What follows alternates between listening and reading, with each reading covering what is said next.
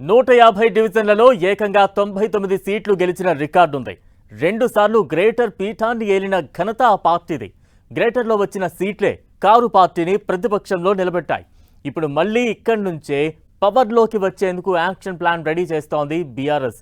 ముచ్చటగా మూడోసారి తెలంగాణలో అధికారంలోకి రావాలంటే గ్రేటర్ ఎన్నికల్లో పట్టు సాధించాలని ఫిక్స్ అయిపోయారట గులాబీ పార్టీ అగ్రనేతలు. అందుకే గ్రేటర్లో గ్రౌండ్ వర్క్ స్పీడప్ చేశారట.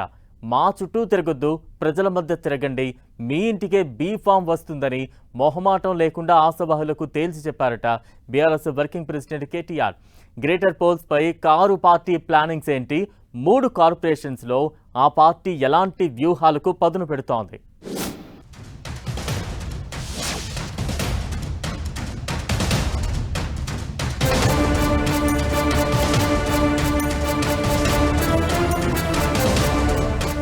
గ్రేటర్ ఎన్నికలపై బీఆర్ఎస్ స్పెషల్ ఫోకస్. పైరవీలకు నో ఛాన్స్, పనితీరుకే టికెట్. మాజీ కార్పొరేటర్ ట్యాగ్ సరిపోదంటున్న కేటీఆర్. ప్రజా పోరాటాలే టికెట్కు క్వాలిఫికేషన్ అంటూ హింట్. ప్రజల్లో క్రేజ్ ఉన్నవారికే గ్రేటర్లో పోటీ చేసే ఛాన్స్. గ్రేటర్లో 3 కార్పొరేషన్ ఎన్నికలకు ఇంకా షెడ్యూల్ రాకపోయినా ప్రధాన పార్టీలన్నీ ఇప్పటికే ఎలక్షన్ మూడ్లోకి వెళ్లిపోయాయి. శంకుస్థాపనలు, ప్రారంభోత్సవాలతో కాంగ్రెస్ ప్రజల్లోకి వెళ్తూ ఉంటే గ్రేటర్లో బలపడే ప్రయత్నాల్లో బీజేపీ బిజీగా ఉంది. ఈ పరిస్థితుల్లో తమ కోర్ ఓటు బ్యాంకుతో గ్రేటర్లో 3 పీఠాలను సొంతం చేసుకోవాలనే టార్గెట్తో బీఆర్ఎస్ దూకుడు పెంచింది. పార్టీ ఫస్ట్ టైం పవర్లోకి వచ్చినప్పుడు బీఆర్ఎస్ ఏకంగా 99 కార్పొరేటర్లను గెలుచుకుంది. రెండోసారి అధికారంలో ఉన్నప్పుడు ఎంఐఎంతో కలిసి మేయర్ సీటును కైవసం చేసుకుంది. వరుసగా 10 ఏళ్లు గులాబీ పార్టీ చేతిలోనే మేయర్ సీటు ఉండడంతో హైదరాబాదుతో పాటు సిటీ శివారులో డెవలప్మెంట్ యాక్టివిటీ బాగానే చేపట్టారు. North to south, east to west సిటీలో అన్ని ప్రాంతాల్లో ఫ్లైఓవర్లు, అండర్ పాసులు, కొత్త నిర్మాణాలు జరిగాయి. దీంతో గ్రేటర్ అభివృద్ధి విషయంలో బీఆర్ఎస్ వర్కింగ్ ప్రెసిడెంట్ కేటీఆర్ కు మంచి గుర్తింపు దక్కింది. గత ఎన్నికల్లో బీఆర్ఎస్ ఓడిన గ్రేటర్ పరిధిలో ఒక్కటంటే ఒక్క సీటు కూడా కాంగ్రెస్ కు దక్కకపోవడానికి తాము చేసిన అభివృద్ధి, ప్రజలకు తమపై ఉన్న నమ్మకమే కారణమంటున్నారు కారు పార్టీ నేతలు.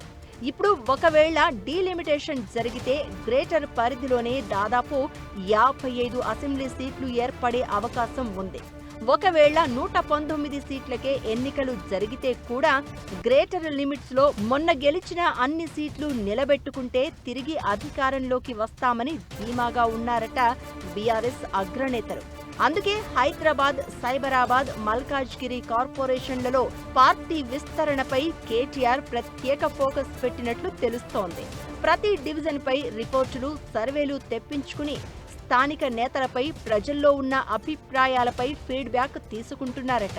ఈ అంశాల ఆధారంగా అభ్యర్థుల ఎంపిక ఉంటుందని చెప్పకనే చెబుతున్నారు కేటీఆర్. ఇప్పటి వరకు టికెట్ కోసం పార్టీ పెద్దల చుట్టూ తిరగడం, సిఫారసులు తెచ్చుకోవడం, రాజకీయ ఒత్తిళ్లు తీసుకురావడం సాధారణంగా కనిపించేది. కానీ ఈసారి ఆ కల్చర్కు పొలు స్టాప్ పెట్టాలి అని బీఆర్ఎస్ అధిష్టానం నిర్ణయించినట్లు తెలుస్తోంది.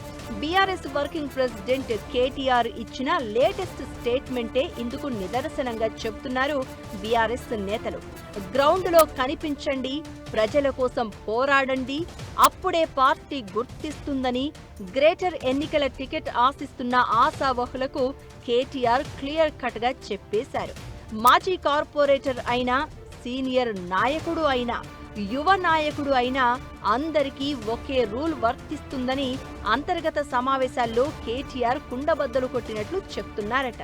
కేవలం నాయకులతో ఫోటోలు దిగడం, సోషల్ మీడియాలో పోస్టులు పెట్టడం, పార్టీ కార్యక్రమాల్లో కనిపించడం మాత్రమే సరిపోదని స్పష్టం చేస్తున్నారు.